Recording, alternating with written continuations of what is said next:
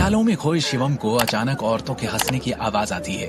देखता है तो उसके चारों ओर नारंग परिवार की औरतें अपनी महिला मित्रों और मेहमानों में आई औरतों के साथ छोटे छोटे ग्रुप्स में खड़ी हंसी मजाक और बातें कर रही है। एहसास होने पर कि शिवम इतनी देर से औरतों के बीच घिरा अपने विचारों में डूबा था, जरा असहज हो जाता है और वहां से हटकर खड़े होने के लिए दूसरी जगह ढूंढने लगता है। तब तक उसकी नजर बार काउंटर पर पड़ती है, जिसके पास रखी एक लंबी टेबल पर नारंग परिवार के सारे दामाद मौजूद हैं। शिवम अब भी असहज है, पर इस असहजता का कारण कुछ और है। महंगे ब्रांडेड सूट बूट पहने, इंपोर्टेड वाइन, शैंपेन आदि के ग्लास हाथों में लिए चीयर्स करते हुए ये दामाद ऊंचे घरानों के हैं, बड़े बिजनेस और कंपनीज के मालिक। समाज में अपना नाम और रुतबा रखने वाले इन दामादों के सामने शिवम का कोई वजूद नहीं। उसके कपड़ों से ज्यादा चमक तो उनके जूतों की थी। दूर से ही दिखने वाले इस फर्क को और अपनी सोच को झटकता हुआ शिवम उस टेबल की ओर बढ़ने लगा और दामादों के बीच रखी एक खाली कुर्सी पर बैठ गया। सभी दामाद आपस में हंसी मजाक बातचीत कर रहे थे, एक दूसरे से बिजनेस कार्ड्स का आदान प्रदान कर रहे थे, टोस्ट कर रहे थे। किसी ने शिवम से मिलने की, यहां तक कि उसकी तरफ देखने की जहमत भी नहीं उठाई, जैसे वो यहां होते हुए भी था ही नहीं। तब तक ग्लास के खनकने के साथ ऐलान करती हुई एक आवाज आती है, सभी आ गए, शायद वक्त आ गया है एक जाम इस शाम के नाम पिया जाए। भीड़ को चीरता हुआ करण हाथ में वाइन का एक ग्लास हवा में उठाए उस तरफ बढ़ता है। उसे आता देख सभी दामाद मुस्कुराते हुए उसका स्वागत करते हुए अपनी अपनी कुर्सियों से उठ खड़े हुए। उनमें से एक चापलूसी के लहजे में कहता है, अरे एक जान तो आपके नाम भी होना चाहिए करण भाई, आप तो हर रोज एक टोस्ट डिजर्व करते हो। करण के चेहरे पर एक गर्व भरी मुस्कान आ जाती है, पर खुद को व्यवहार कुशल दिखाने के लिए वो बोल उठता है, डिजर्व तो आप सभी लोग भी बहुत कुछ करते हैं। नारंग खानदान के 4 दामाद, आज 5वें 10 जीजू भी ऐड होने वाले हैं। बहुत खुश हूं मैं आज। नारंग खानदान के 6 दामाद हैं, पर वो 6ठा दामाद शिवम है, इसलिए उसकी गिनती करना करण ने जरूरी नहीं समझा। पर शिवम की तो ऐसी बेइज्जतियों की आदत सी हो चुकी है, इसलिए वो शांत बैठा रहा। करण नारंग परिवार के तीसरे भाई अजीत नारंग का बेटा है, इसलिए उनके बिजनेस की तीसरी शाखा उसी के नाम है। पर उसकी दौलत, शोहरत और पावर घर के 4 दामादों को मिलाकर भी सबसे ज्यादा है। तीसरा और छोटा भाई होने के बावजूद भी अजीत की बिजनेस में पोजीशन और स्टेटस सबसे बड़े भाई अमिताभ के बराबर है। पिता का खानदानी बिजनेस में वर्चस्व और खुद की ऊंची हैसियत करण के सर पर भूत की तरह सवार है, इसलिए वो खुद को शहर का और परिवार का राजकुमार मान बैठा है। इसलिए वहां मौजूद सारे मेहमानों का उसके टोस्ट पर खड़े हो जाना, पर शिवम का बैठे रहना उसे पसंद नहीं आया। क्या हुआ शिवम, मेरे टोस्ट पर सब खड़े हो गए पर तुम नहीं, क्या मतलब समझूं मैं इसका? क्या तुम मुझे इस काबिल नहीं समझते? करण ने भरी भीड़ में शब्दों का चयन तो सोच समझ कर किया, लेकिन शिवम को घूरती उसकी आंखों में जो गुस्सा था वो सबने पढ़ लिया, शिवम ने भी। करण ने अब जरा ऊंची आवाज में कहा, मैंने तुम्हें ड्रिंक्स इसलिए ऑफर की ताकि तुम्हें अकेले कोने में बैठे अपनी 2 कौड़ी की औकात का एहसास ना होता रहे, अपनी हैसियत से कहीं बड़ी इस पार्टी में फिट हो सको, और तुम मुझे मना करोगे? हो क्या तुम? शिवम ने तो कुछ कहा भी नहीं था, पर सबकी नजरें उस पर टिक गई तो वो थोड़ा असहज हो गया, और जैसे ही वो खड़ा हुआ उसके मुंह पे छपाक से आकर वाइन गिरी जो करण ने फेंकी थी अपने ग्लास से। वहां मौजूद सारे मेहमान चौंक गए। बार काउंटर के इर्द गिर्द सन्नाटा छा गया, जिसे तोड़ते हुए करण ने बोला, शिवम, मैं तुम्हें वाइन ऑफर कर रहा हूं और तुम पीने से मना कर रहे हो। ऐसा क्या कर दिया मैंने? क्या तुम मेरी रिस्पेक्ट नहीं करते? करण के अचानक सनकियों की तरह बदले लहजे ने एक पल के लिए शिवम को भी चौंका दिया। फिर दूसरे ही पल उसे याद आया कि ये करण नारंग है, उसे नीचा दिखाने के लिए कुछ भी कर सकता है। शराब से नहाए हुए शिवम के चेहरे को उसकी गर्मी महसूस हो रही थी। उसके कपड़े भी शराब से और उसकी महक से तर हो गए। सबने अपनी आंखों से सब कुछ देखा, लेकिन किसी की कुछ कहने की हिम्मत नहीं थी। शिवम का साथ देना तो दूर, वो अब भी उसे हीनता और अपमान की नजरों से देख रहे थे। आज करण ने हद पार कर दी। शिवम का गुस्सा 7वें आसमान पर था। उसने मुट्ठियां भींची और करण की आंखों में ऐसे देखा मानो आज उसकी शामत है। एक पल को तो करण भी चौंक गया, पर इसके पहले कि शिवम मुट्ठियों का घुसा बनाकर करण के मुंह पे जड़ता, उसे दृष्टि याद आ गई। वो जद्दोजहद याद आ गई जो वो कर रही है अपने पापा के लिए। और शिवम का हाथ वहीं रुक गया, क्योंकि अगर ना रुका तो दृष्टि की जिंदगी और दूभर हो जाएगी, उसकी सारी कोशिशें नाकाम हो जाएंगी। किसी तरह एक बार फिर खून का घूंट पीकर शिवम ने खुद पर काबू किया और दोनों हाथों से अपना चेहरा साफ करते हुए शांत लहजे में करण से कहा, रिस्पेक्ट चाहिए, ठीक है, मैं कोशिश करूंगा। करण उसे हैरानी से देखने लगा। उसे यकीन नहीं हो रहा था कि इतनी बड़ी बेइज्जती भी शिवम सह गया, वो भी बिना कोई तमाशा किए। उसने मन में सोचा, इतने में नहीं टूटेगा, 2 कौड़ी के तुझे तो मैं तोड़ के दिखाऊंगा। ये सोचकर उसके चेहरे पर एक कुटिल मुस्कान आ गई जो शिवम देख न सका, क्योंकि वो अपने हैंकरचीफ से अपने जूतों पर पड़ी वाइन साफ करने के लिए नीचे झुका है। करण उसके करीब जाकर खड़ा हो गया। जैसे ही शिवम जूते साफ करके वापस खड़ा हुआ, उसका सर हल्का सा करण से टकराया और करण लड़खड़ाता हुआ पास की एक टेबल से ऐसे टकराया जैसे शिवम ने उसे धक्का मारा। टेबल से लड़के जमीन पर गिरते वक्त उसने जानबूझकर मेजपोश को भींच लिया।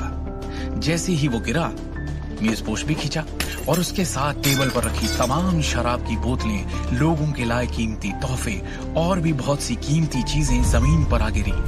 कांच के सामान टूटने और बिखरने की आवाजें पूरे होटल में गूंज उठी। इस तेज आवाज ने होटल के कोने कोने में मौजूद हर एक शख्स का ध्यान आकर्षित किया और सभी हैरान होकर उस ओर इकट्ठे होने लगे। सबसे पहले भागते हुए तान्या आई, जिसके पीछे आई दृष्टि। भीड़ के बीचों बीच खड़े शराब में भीगे शिवम को देख और उसके सामने गुस्से में तमतमाए हुए करण को देख उसकी सांसें रुक सी गई। इन दोनों के पीछे आया तान्या का मंगेतर दर्श।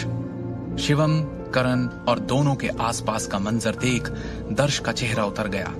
इससे पहले कि वो या कोई और कुछ बोलता, करण ने लड़खड़ाते हुए खुद को संभाला और शिवम की तरफ उंगली उठाकर बोल पड़ा, इस 2 कौड़ी के शिवम ने मुझ पर हाथ उठाया, मुझे धक्का दिया, हिम्मत देखी इसकी। आपकी शादी की पार्टी खराब कर दी।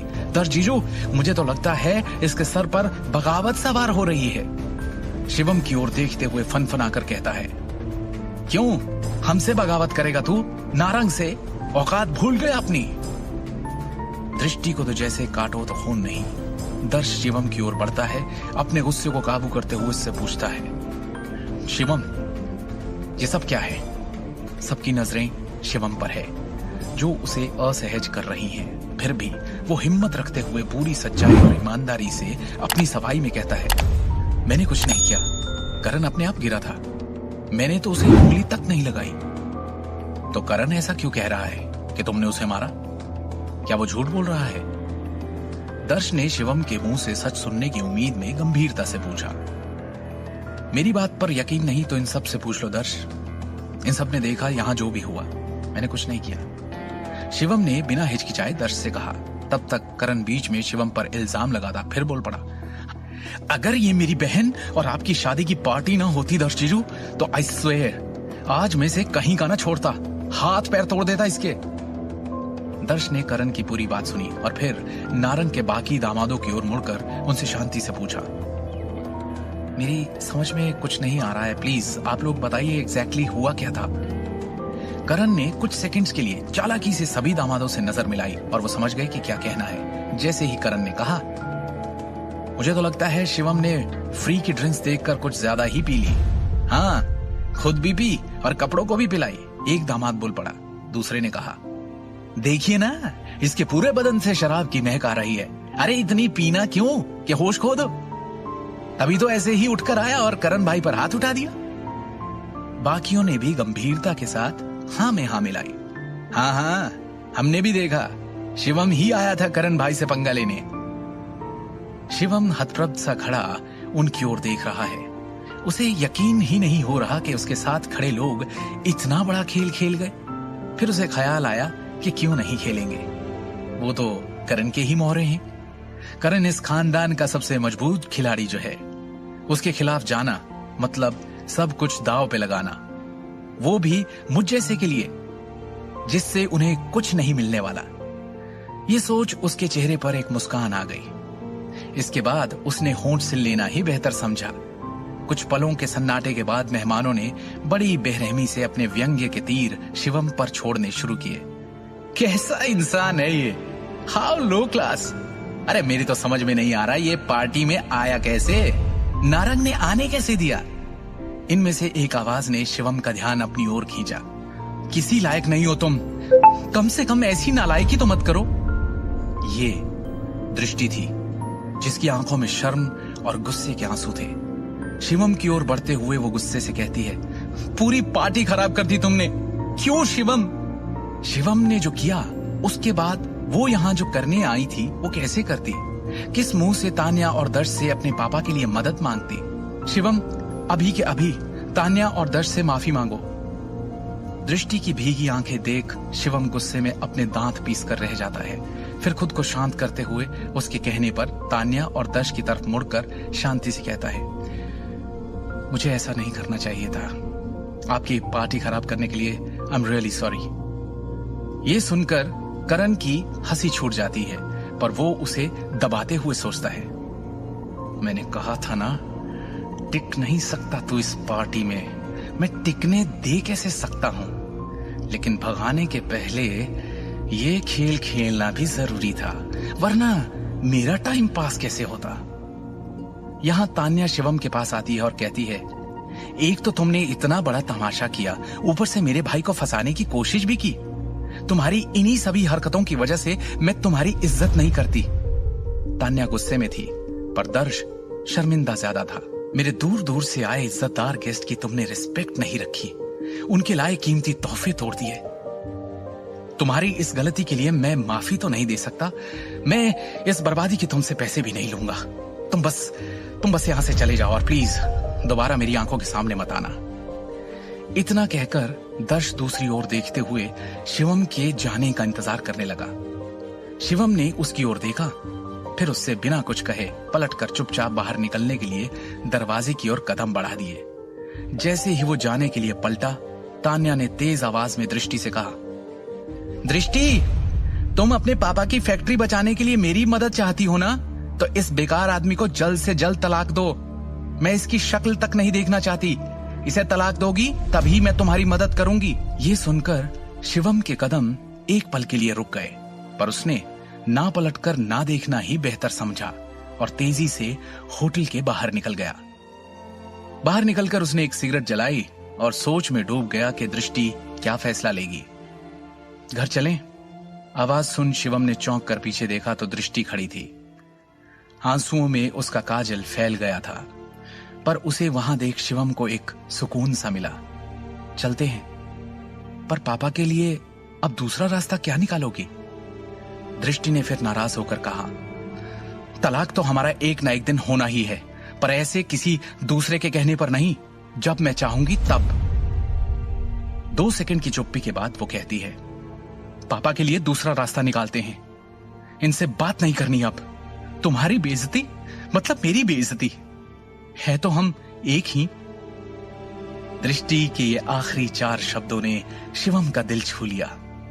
कुछ कदम शांति से चलने के बाद दृष्टि ने अपने आंसू पोंछते हुए धीरे से कहा, मैंने अंदर तुम्हें जो भी कहा उसके लिए आई एम सॉरी, कुछ समझ नहीं आया।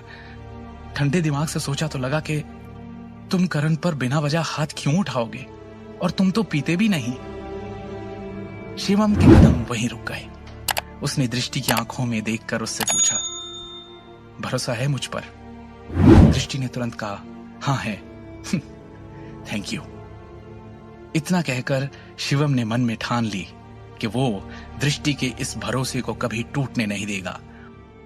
क्या ये एक नए रिश्ते की शुरुआत है?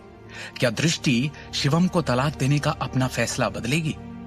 आज शिवम के साथ पार्टी में जो हुआ उसका अंजाम क्या होगा।